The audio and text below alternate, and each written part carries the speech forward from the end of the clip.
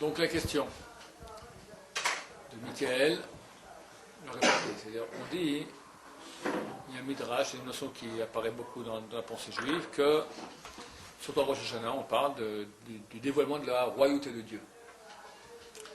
Et Dieu nous demande Amlichuni alechem. Mettez-moi comme votre roi. Et Chazal dit, donc la pensée juive dit, que pourquoi Dieu fait ça? Parce que si Dieu n'a pas de sujet, c'est comme un roi qui n'a pas de sujet. Il est tout seul sur son île. C'est un roi, c'est un nul. Zéro. Donc, Dieu ne veut pas, en quelque sorte, ne pas être un roi. Donc, il lui faut les sujets. Et ça nous heurte. Quoi, Dieu a besoin de nous. Deuxième question que tu poses que dans le même sens, on voit des versets qui effectivement a besoin de nous. Nous, ose Elohim, de donner de la force à Dieu. On verra, on lit cela déjà, le Parashat Hazinu a déjà commencé, on va le lire Shabbat d'après Rosh Hashanah. Le Parashat Hazinu, c'est maintenant, la Sidra de Hazinu, c'est marqué Tsur Ilatra Teshi. Dieu t'a créé Teshi, affaiblissant. Tu peux affaiblir Dieu. Tu peux affaiblir. Nous, tu peux donner de la force. Donner de la force à Dieu. Teshi, tu peux affaiblir. Alors, par rapport au mitzvot, Torah, je sais plus de Torah, plus de mitzvot. Non, pas par rapport à nous, comment? Ça veut dire quoi, affaiblir Dieu? C'est ça, je suis en train maintenant. Non, la question qui nous fait mal. Comment se fait-il que d'abord Dieu il a besoin de nous? Deuxièmement, comment tu dis que je peux donner de la force? Il n'a pas besoin de moi. Comment tu dis que je peux l'affaiblir? Moi, je l'affaiblis. Alors, comment? Par les mitzvot et par la Torah. Si on fait mitzvot et Torah, on renforce, non, on affaiblit. Tout cela demande à être expliqué. Quatrième question qui n'a rien à voir que vous dites. Je vous dis qu'il faut avoir un peu la pêche comme ça, être heureux pour Rosh Hashanah. Vous me dites, ouais, comment vous dites? On va se ramasser 6 mois de... 6 mois de prison. Ouais, bien comme ça tu dis, hein. Et toi tu dis comme ça aussi. On va se faire démonter. On va se faire démonter. Mais la tadine, la tribu de rigueur, qu'est-ce qu'il y a à être heureux d'aller se faire juger?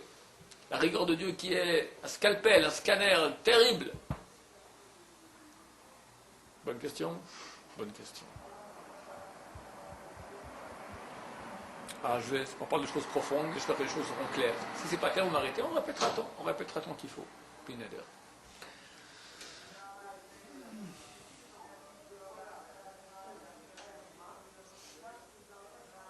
Première notion qu'il faut comprendre, c'est que Dieu est parfait. Et il n'a pas besoin de nous. C'est juste. Maintenant, il veut nous octroyer le bien. Est-ce qu'il y a un problème là-dedans? On pourrait dire oui. Et pourquoi il veut? Ou bien sans nous, il ne peut pas octroyer. Donc il se fait avoir quelque part à ce shalom. Qu'est-ce qu'il a besoin d'octroyer ce... Après qu'il a besoin. Alors la question quand quelqu'un pose la question pourquoi Dieu fait ça, ou pourquoi Dieu a besoin, on peut faire une question enfantine, parce que beaucoup de gens âgés la posent, d'accord, parce qu'ils parlent comme un être humain de Dieu. Or Dieu n'est pas un être humain. L'être humain, tout ce qu'il fait est motivé par une raison. Pourquoi tu fais? Une raison. J'ai un besoin. Ça me pousse, motivation. Maintenant, si j'ai une action qui se fait, j'ai une chose qui provoque l'action, qu'est-ce qui est plus grand? L'action qui est faite ou la chose qui provoque l'action? Qu'est-ce qui est plus puissant? L'action ou la provocation de l'action? Provocation, parce qu'elle est capable de mettre capable de mettre en marche une action. Maintenant, si Dieu il agit parce qu'il a une provocation, c'est-à-dire qu'il a une motivation, une raison, qui est plus grand, Dieu ou la raison? La raison. Donc c'est-à-dire que Dieu il a une chose qui est plus haute que lui. Ça, c'est l'esprit humain qui dit, l'esprit humain enfantin, parce qu'il ne peut pas comprendre qu'il y a un top niveau qui est infini. Comprendre, comme être humain, tu es fini, si tu agis, il y a une chose qui a provoqué. Lentement. La chose infinie, elle nous dépasse. Elle ne fonctionne pas comme nous. C'est une donnée. Dieu ne fonctionne pas comme nous. Dieu, c'est ça qu'il faut comprendre, il est différent. Dans quelle mesure? Il peut vouloir Parce que, c'est quoi la raison qui provoque son vouloir? Parce qu'il veut. Parce que si je ne dis pas comme ça, c'est pas Dieu. Dieu, il veut parce qu'il veut, point. La raison la plus grande qu'il puisse y avoir, il veut. Parce que s'il y a une raison qui était plus grande que ça, il veut parce que, ce parce que, ça serait le Dieu de Dieu. Alors on demanderait alors, le Dieu de Dieu, pourquoi il veut? Et aussi, il y a un parce que, s'il y a un parce que au Dieu de Dieu, c'est donc ce parce que du Dieu de Dieu, il est plus haut que le Dieu de Dieu, donc c'est le Dieu de Dieu de Dieu. S'il y a un Dieu, du Dieu, il veut pour que le Dieu, il fasse autre chose. Mais là, avant lui, il n'y avait rien. Et sur le Attends, lien, attends, il a attends. voulu octroyer, voulu. Attends, qu'est-ce que tu as dit maintenant? T'as dit, Si sur le Dieu, il y a un Dieu. si sur Dieu il y a un Dieu, Et que le Dieu du Dieu, il veut. et que le Dieu du Dieu, il veut, que le Dieu fasse, Il veut pour le Dieu. pour le Dieu. Ok. Maintenant, il Le y a grand Dieu, rien. le petit Dieu. Le grand Dieu, il veut que le petit Dieu fasse. Voilà. Ok. Alors, c'est qui le grand Dieu? C'est lui. Ok. Attends, pourquoi lui il veut? Pour lui faire du bien, lui. Mais pourquoi lui il veut? Pour lui faire du bien, lui. Alors attention, il y a donc la motivation qu'a le grand Dieu de faire du bien, d'accord, elle vient de quoi? Pourquoi il veut? Il y a une motivation qui est plus haute. Donc de nouveau, tu as un Dieu au Dieu au Dieu. Donc il faut comprendre un beau jour qu'il y a un moment où tout s'arrête. Inexplicable, alors. C'est inexplicable pour Impossible. un être humain ne peut pas concevoir cela. Voilà. Mais il peut comprendre. Je ne peux pas concevoir, parce que nous sommes différents, je ne peux pas comprendre une chose qui est différente que moi, mais je peux comprendre qu'il y a une chose différente que moi. Le saisir, l'infini, je ne peux pas le voir. Je suis incapable de voir l'infini. Ok. Mais je peux comprendre que ça existe. Je peux comprendre, c'est une donnée. C'est une donnée. Je peux comprendre que ça existe. Mais le voir, alors c'est ça. L'esprit enfantin veut voir. Il veut saisir. L'esprit adulte comprend qu'il ne saisit pas. Ok. Mais quand il comprend qu'il ne saisit pas, il saisit quand même un peu. Alors on va parler de Dieu, des choses que je ne saisis pas. Il est infini, il n'a pas de fin. Alors je ne peux pas voir le sans fin, mais je peux l'imaginer, je peux saisir qu'il y a une chose qui n'a pas de fin. Le voir, l'imaginer en image, je ne peux pas. Je peux imaginer en continu. Je peux même leur dire, une droite part en continu. Non. Ça passe, Non. ça passe, ça passe, Non, je vois pas la fin pour l'instant. je ne vois pas la fin. Elle commence où? Elle commence ici. Elle commence, elle est déjà finie. C'est du fini. L'infini, ça n'a jamais commencé, ça n'a jamais terminé. Ça a eu été et ça sera. Hein? Alors tu peux le dire ça, je le dis. Et je peux même jongler avec. Mais l'imaginer, le voir. Demande à un gosse, il verra, oui, mais papa, alors avant, qu'est-ce qu'il y avait? Et Dieu était toujours. Mais avant Dieu, qu'est-ce qu'il y avait? Dieu était toujours. Oui, mais avant le toujours. Alors il a pu commencer une fois. Qu'est-ce qu'il y avait? Ça, c'est le gosse. Beaucoup d'adultes sont des gosses. D'accord? Il faut commencer à développer un peu l'esprit. Comment? Il y a une chose qui nous dépasse. Nous, on est fini dans un monde qui est fini. Donc on peut imaginer que ce qui nous ressemble. Une chose. Expliquer que Dieu il a voulu octroyer. Regarde, il y a une couleur. Je donne l'exemple du rouge et du vert très souvent déjà. D'accord? Imagine que tu es dans un monde qui est tout rouge. Tout est rouge. On est né dans ce monde rouge. Est-ce qu'on voit qu'il est rouge? Non. On voit pas. Il faut qu'il y ait un petit bonhomme vert qui laisse ici un petit pois vert. Et quand on voit le pois vert, on comprend qu'on est dans un monde rouge. Pour voir une chose qui est une, il faut qu'on ait deux. Une chose qui est une en elle-même, n'a pas de limite, n'a pas de comparaison possible, n'a pas de comparatif, tu ne le vois pas. Dieu, il est un. On ne le voit pas. Il est infini, on ne le voit pas. Il n'a pas de limite. S'il y avait une limite, il s'arrêterait, on pourrait voir l'autre. Ah, et dès que ça s'arrête, il y a je vois Dieu. Là, c'est bon. Mais vu qu'il est infini, donc on ne peut même pas l'imaginer avec une image, il n'y a pas d'image. Donc, oui, tu as une question. Pas concevoir que Dieu est différent et que je ne puisse pas le concevoir, là je peux le concevoir. Mais D'accord. ce que j'arrive pas à concevoir, c'est que Dieu il puisse vouloir donner et qu'il doit passer par des moyens pour ça. C'est-à-dire que si normalement Dieu veut, Dieu attends. fait sans aucune... Lentement, non, attends, je n'ai pas encore expliqué ce que je vais expliquer. On va y arriver, lentement. Première étape, donc Dieu veut. Pourquoi il veut? Parce qu'il veut. Ça, c'est clair. Maintenant, deuxième étape, Dieu est parfait. Donc, quand il veut maintenant me donner une chose qui est bonne, cette chose bonne doit être parfaite. Ce n'est pas un bien bien, ce n'est pas un bien génial, c'est le plus bien qui puisse exister. Hein? Tu vas donner des notes. Un kiff de 100, un kiff de 1000, un kiff de 10 000, un kiff de l'infini. Maintenant, un kiff de l'infini absolu, amplitude, d'intensité, Dieu. Ça, c'est le kiff. C'est quoi? La sucette géante? La Ferrari géante? La Ferrari du bon Dieu. Tu roules en Ferrari du bon Dieu? Non. Le plus grand kiff qu'il puisse y avoir, c'est Dieu lui-même. Donc le plus grand cadeau que Dieu puisse me donner, c'est lui. Ça veut dire, comme un homme et une femme, se connaître, s'unir, se parler, communiquer, s'unir. Connaître, la connaissance. Mais vraiment sentimentale, affective, intellectuelle. Bon, je sais pas, kiffer, d'accord, on ne sait pas ce que c'est. Ce qu'on verra, lorsqu'on y sera, on verra. Le kiff le plus grand, c'est Dieu. On va appeler ça la lumière de Dieu. D'accord? Maintenant, Dieu peut donner cette lumière de deux façons. Il peut dire, je t'aime beaucoup, je vais te donner, tiens, prends.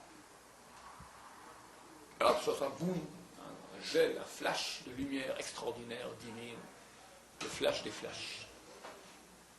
Ok? C'est minus, c'est rien.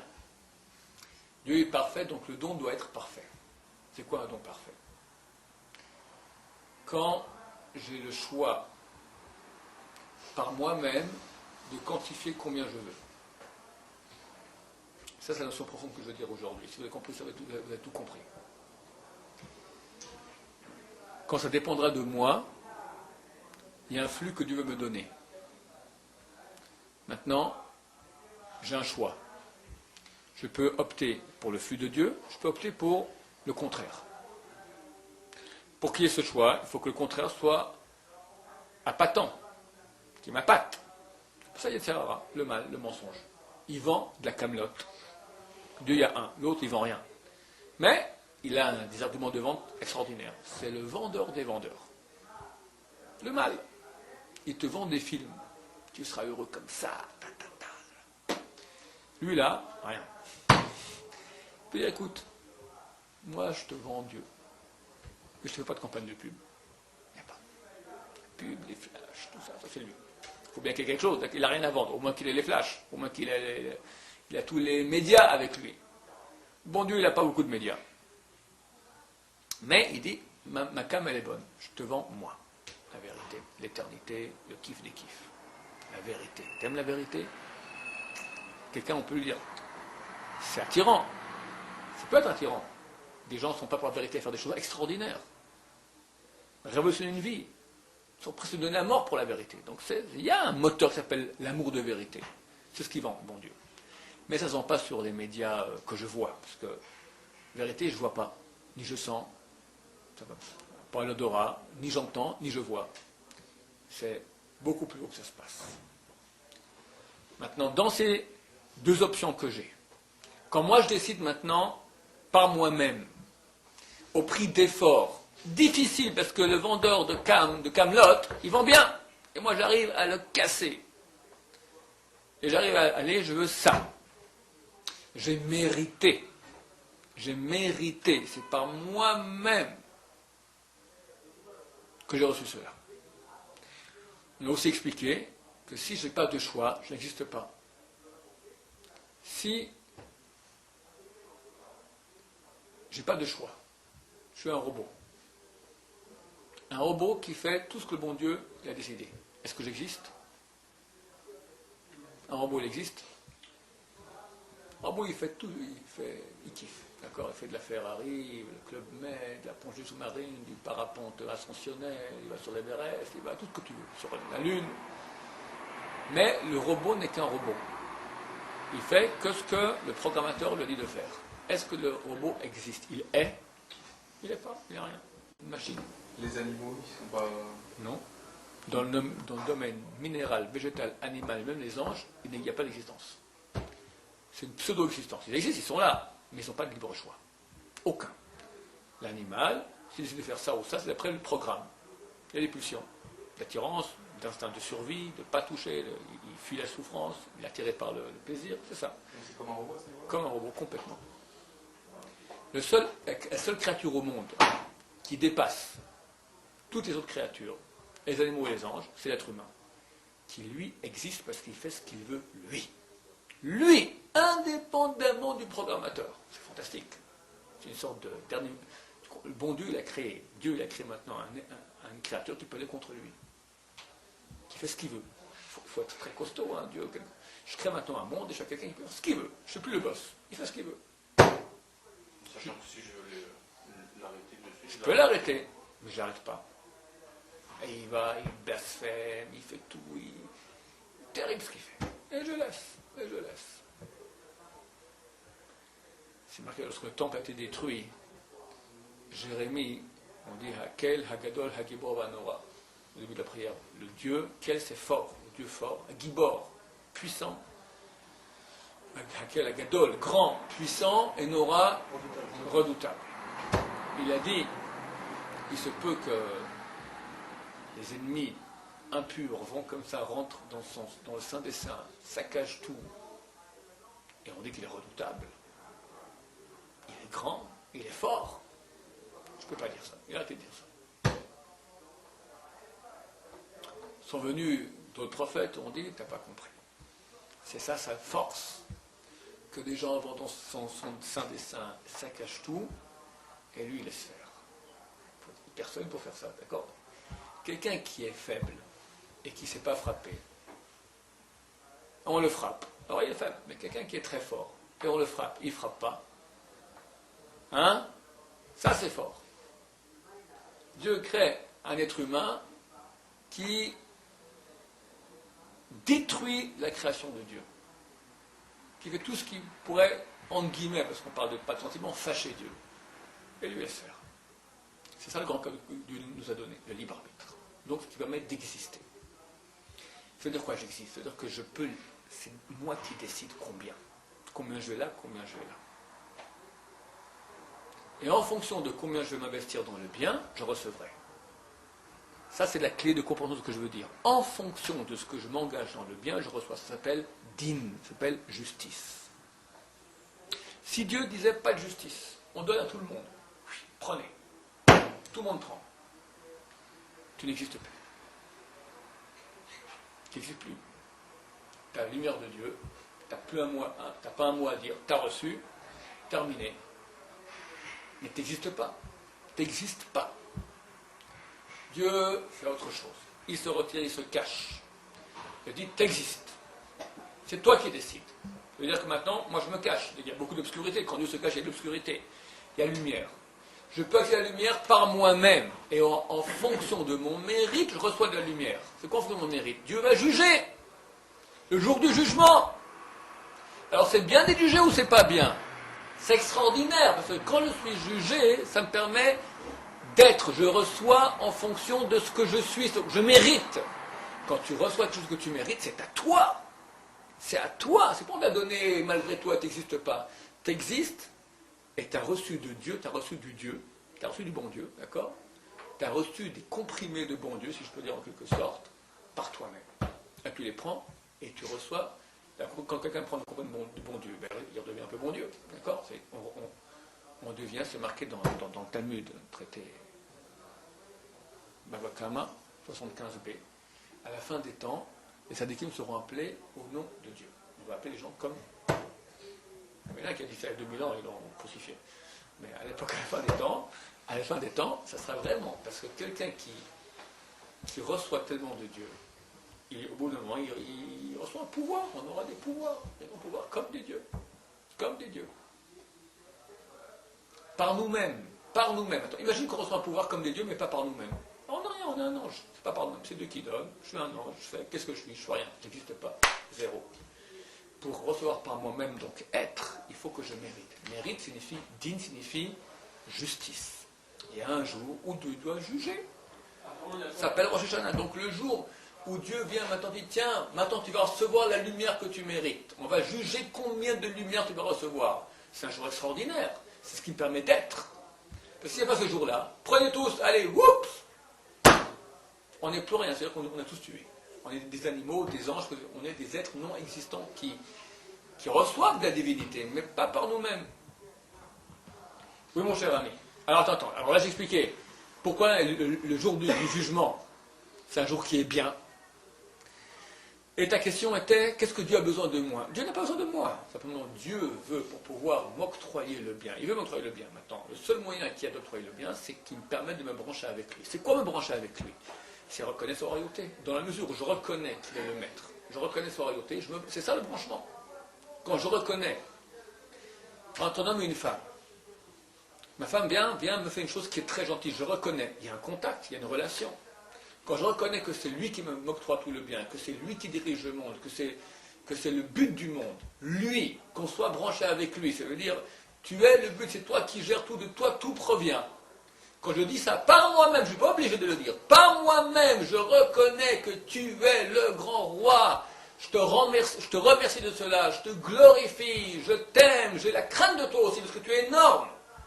Ben, je l'ai connu, donc immédiatement je l'ai connu, je reçois un flux énorme de lumière. Si ça vient gratuitement, on n'est rien. C'est caché. Quand on va, on le découvre par nous-mêmes. Alors cette nous ose donner la force à Dieu. Permettez-moi de vous donner. Taishi, ne m'affaiblissez pas maintenant les forces, la bonté que je vais vous donner. Ça dépend de toi, c'est dans tes mains de me rendre très fort, c'est-à-dire te donner beaucoup. Je suis un grand roi, tu reconnais ma grandeur. Quelqu'un qui reconnaît, donc il connaît, il est branché. Connaissance signifie on fait un. Ou bien tu peux t'affaiblir. Faire comme si je ne suis pas là. Me mettre très loin. Ouais, Dieu, je crois à Dieu. Ok, laisse-moi tranquille. Oh, Dieu, je suis un croyant, je suis un croyant. Pas besoin d'être religieux, tout ça. Je suis un croyant. Vaguement. D'accord? C'est-à-dire que tu affaiblis. Dieu, il n'a pas besoin de lui, il est très grand là-bas aussi. Mais pour se dévoiler ici, pour nous donner, ça, il faut qu'on reconnaisse. Quand on reconnaît, il donne. C'est plus clair, la royauté? Pourquoi il veut du bien? On a parlé parce qu'il veut. C'est pas une bonne raison? La volonté de Dieu est au-dessus de Dieu. La volonté de Dieu, c'est Dieu. Lui et sa volonté font un. C'est compliqué? C'est compliqué. C'est compliqué pour quelqu'un de petit. Ou, comprends plus, comprends pas. La volonté de Dieu, et lui et sa volonté font un. Après le monde, il y a quoi? Après le monde, il y a quoi? Attention, attends, c'est une autre question. Mais je vois que Nissim, là, il 10 minutes qu'il attend à proposer sa question. En tout cas, j'ai répondu, là, c'est bon pour le moment? Ça tient la route. Ok. Moi, que Dieu veut, je sais, j'ai compris, je veux bien comprendre que je ne comprends pas et tout ça. D'accord. Mais ce que je ne comprends pas, c'est vous dites que pour, en fait, se brancher à Dieu, non, en fait, pour que Dieu nous donne, il faut qu'on le mérite. D'accord? Il faut qu'on mérite que Dieu nous donne. C'est un cadeau que Dieu nous fait, Oui. que ça passe par notre mérite. Sinon, ça serait gratuit. Si c'est gratuit, nous, on n'existe pas. Mais pourquoi Faut un Dieu, existant. qui est le créateur de toutes choses, qui est le créateur du monde, à qui rien n'est impossible, pourquoi ne ferait-il pas un système? On n'a même pas besoin d'avoir du mérite. Il puisse nous donner puisqu'il veut donner. Pourquoi se casser la tête? Ça Dieu, fait- tu fais ce que tu veux. Ça fait un quart d'heure que j'explique ça. Mais non, j'ai compris ce que vous expliquez. Non, il y a une nuance. Il y a une nuance. Vous dites que pour qu'on existe, il faut qu'il y ait du mérite. Mais qui a créé le monde avec les notions d'existence, de pas-existence? C'est Dieu. Pourquoi ne pas créer un monde dans lequel il n'y aurait pas ces notions? Dans lequel, si Dieu il veut nous donner, il nous donne les zéros. Et on n'existe en plus. Qu'est-ce qu'il y a? Je suis Dieu, je fais ce que je veux. J'essaie d'imaginer. Je vais te donner un exemple.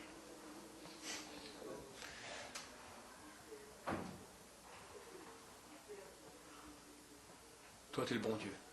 Ici. C'est ma pénicilline. Tu décides de faire du bien. Tu prends une petite graine de tomate. Tu dis, petite graine, tu veux faire du bien maintenant. Tu la plantes dans de la ouate, du coton avec un peu d'eau, et toujours tu arroses. Elle commence à germer, elle grandit, et tous les matins, tu vois, comme je suis bonne avec toi, sans eau, tu crèverais ma petite tomate. Et, si, la tomate, attends, un moment, laisse-moi terminer. Maintenant, la tomate, elle grandit. Et toi, tu lui donnes, et tu es tellement heureux d'avoir donné tellement de bien à la tomate. Tu as donné du bien à la tomate ou pas? Ouais, mais moi, si Ouais, t'as rien fait à la tomate. Si je suis Dieu, j'ai pas Une besoin de tomate, lui c'est une donner d'eau. tomate. Une tomate Moi, n'a pas de non, si conscience. je suis Dieu, j'ai pas besoin de lui donner d'eau. Elle grandit et c'est tout. Elle prend le bien que je lui donne sans rien. Ok, le bien maintenant que l'exemple que j'ai donné. Toi, tu es Dieu, le bien que tu donnes, c'est l'eau. D'accord? Tu donnes maintenant du bien. C'est Non, quoi à le une bien, tomate? c'est moi. Et j'ai envie de le donner, j'ai pas besoin de passer par des moyens. Ok, je donne un exemple maintenant. Ouais, j'ai compris. Le bien que tu veux donner, on va dire, c'est l'eau. C'est bien pour une tomate qu'elle ait de l'eau? Oui, c'est bien. Sans ça, elle crève. Maintenant, toi, tu as créé des tomates. Dieu a créé un monde de tomates. Et il donne du bien aux tomates. Prenez tomate. Mais une tomate, si elle ne peut pas reconnaître, si elle n'a pas un libre arbitre, alors elle ne reçoit rien. Elle n'est pas pour recevoir, pour kiffer. Il faut que tu existes. Si tu n'existes pas, t'es pas. Tu n'es pas. Je dois être pour recevoir. Parce que dans ce monde de tomates dont vous parlez, Dieu il a défini des règles comme ça. Mais s'il avait voulu, il aurait pu définir directement des règles où on n'a pas besoin de ça.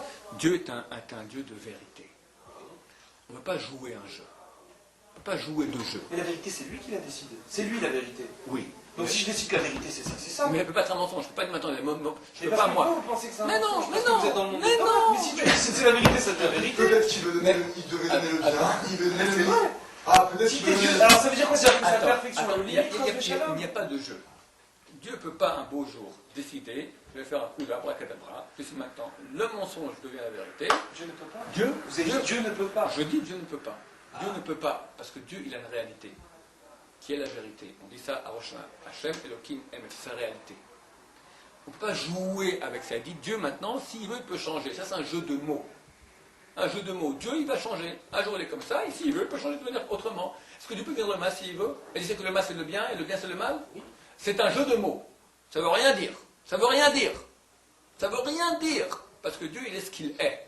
Il y a une réalité de ce qu'il est. Voilà. Dieu ne peut pas tout. La réalité. La réalité. Parce que si je comprends bien, Dieu ne peut pas tout alors. Oui, il peut pas tout. C'est-à-dire, il ne peut pas être. Il peut pas être l'inverse, donc sa Il y a- perfection le limite alors. Alors, il y a des rigolos qui jouent avec des jeux de mots intellectuels. Est-ce que Dieu, maintenant, peut créer une chose qui est, comment c'est? Est-ce que Dieu peut créer une chose qui est supérieure à lui? Non, donc il est limité. Oui, donc quelque chose qui est supérieure à lui. C'est un jeu de mots stérile. Et pourquoi? Parce qu'il est hors, si, parce que c'est un jeu de mots, c'est un raisonnement que tu fais, mais qui n'est pas dans la réalité. On appelle ça un jeu de mots stérile. Il peut faire ce qu'il veut. Allez, plus loin du 7. Mais il ne veut pas. Pourquoi il ne veut pas? Il peut. Dieu vous manger du sucette. Il peut. Mais il ne veut pas.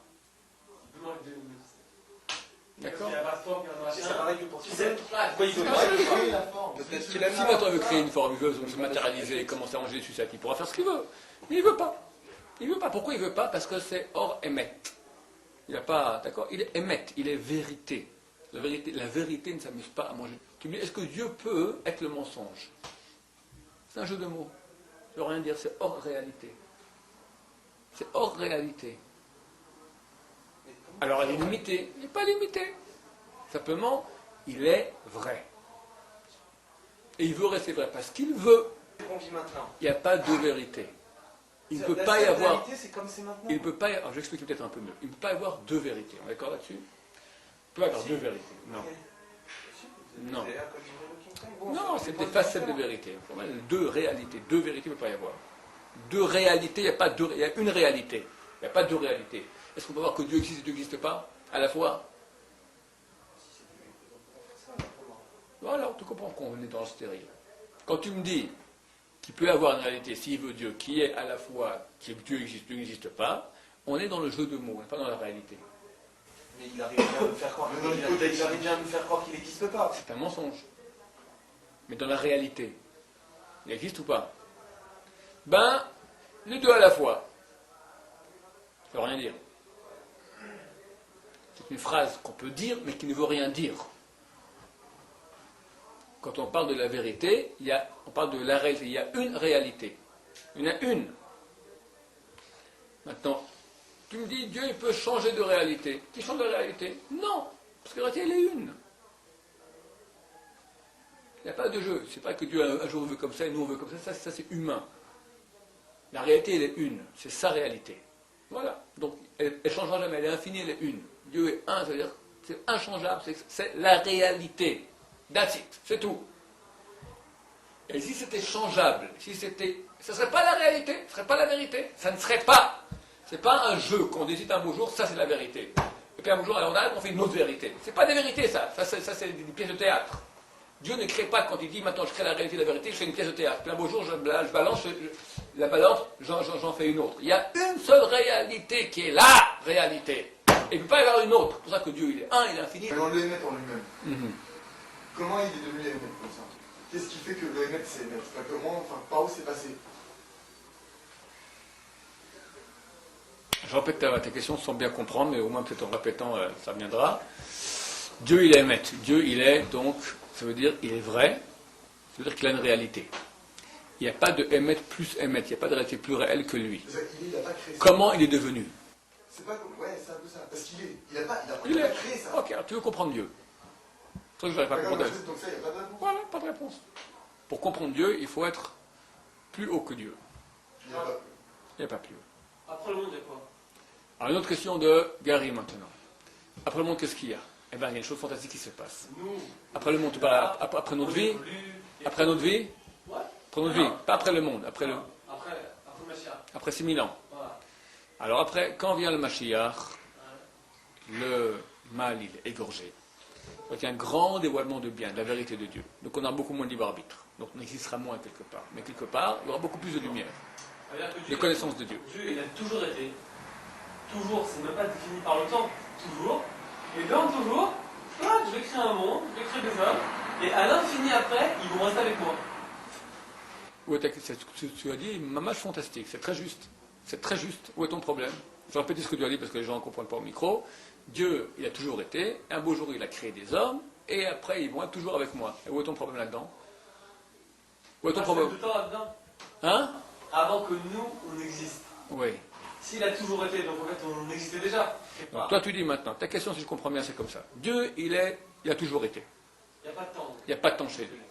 Tout d'un coup, maintenant, il crée Le temps. le temps chez nous. 6000 ans d'histoire. On est là, un beau jour, hop. Donc, il y a eu avant, il y a eu après. Exactement. Après qu'on quitte ce monde-là, on se branche avec lui. Avant, on n'était pas. Donc le bon Dieu, il y a avant, il y a après. Exactement. Ça, c'est de nouveau comment on parle. C'est une bonne question. C'est une question d'un homme qui est dans le fini. Dieu, il est infini. Et chez lui, le temps n'existe pas. Donc avant, après, maintenant, c'est la même chose. Alors attends, maintenant. Il y a une grande question, qui est une chose que nous ne pouvons pas concevoir, mais là on rentre dans le grand secret de la mystique juive. La question, elle est ça. Comment se fait le passage de l'infini au fini? C'est pas possible. Parce que s'il y a toujours, il n'y a pas le temps. Et comment on se branche? Eh bien, il s'avère, mon cher, c'est ça que va étudier toute la mystique juive, qu'en nous, il y a une partie infinie. Et cet infini, il se cache avec des couches toujours plus larges de fini, qui finissent par notre peau. D'accord? Nos avis. Mais tu vas dedans, tu as des milliers de degrés jusqu'à ce que toi, t'es collé dans l'infini. L'extérieur, alors, il vient d'où? L'extérieur, il est fini. Alors, qu'est-ce qu'il a fait? Dieu, il a caché l'infini. À mesure qu'il cache l'infini, on rentre dans le monde du fini. Il y a des descendants de milliers, il y a des milliers de mondes. Notre racine, elle est infinie. Et donc, c'est notre racine, elle a fini. Notre racine, c'est Dieu. Elle est infinie. Dieu, il n'est pas dans le temps, et un jour il a dit je vais créer l'homme et ensuite il va rester avec moi. C'est une façon imagée. Un beau jour, il est venu. Donc nous-mêmes, on a toujours été. Oui, à ta source, toi, dans Ah, l'infini. sauf lui, mais mon fini. Ton fini, non. Ton fini, Ah, comment c'est que le fini après? Alors, il va quand tu rester avec dis. lui. Ah, ok, la question, elle est comment tu passes du toujours à un beau jour, je n'étais pas et je suis devenu. Ça, c'est le passage de l'infini au fini. Tu comprends? Non, moi non plus. D'accord? Je t'explique maintenant un peu comment ça se passe. Il y a un branchement entre l'infini et le fini. Il y a. Comment? Et le fini à l'infini. Un homme fini ne peut pas comprendre cela. Pour comprendre un branchement qui est entre infini et fini, un homme fini ne peut pas comprendre cela. Alors, comment comprendre Mais- toute existence Pardon? Hein? Comment comprendre toute notre existence, tout machin, si on ne comprend pas le passage? Comment comprendre ton existence? Alors ça s'appelle Il a toujours été. la mystique Et toi, juive. t'es là. Et Elle quand va- c'est, moi, je sais pas. La mystique juive va étudier comment a lieu justement ce passage de l'infini au fini. Le temps que tu es dans le fini, alors la compréhension vraiment bien, que je vive la chose comme je vois maintenant qu'il y a un verre ou un micro, ça, il faut être dans l'infini. Tu n'es pas dans l'infini. Quand tu viendras, quand va se dévoiler ta partie infinie, c'est après la mort, ou à l'époque de la résurrection des morts, ou un peu dans l'époque messianique, tu verras. Baruch Adonai, Amen.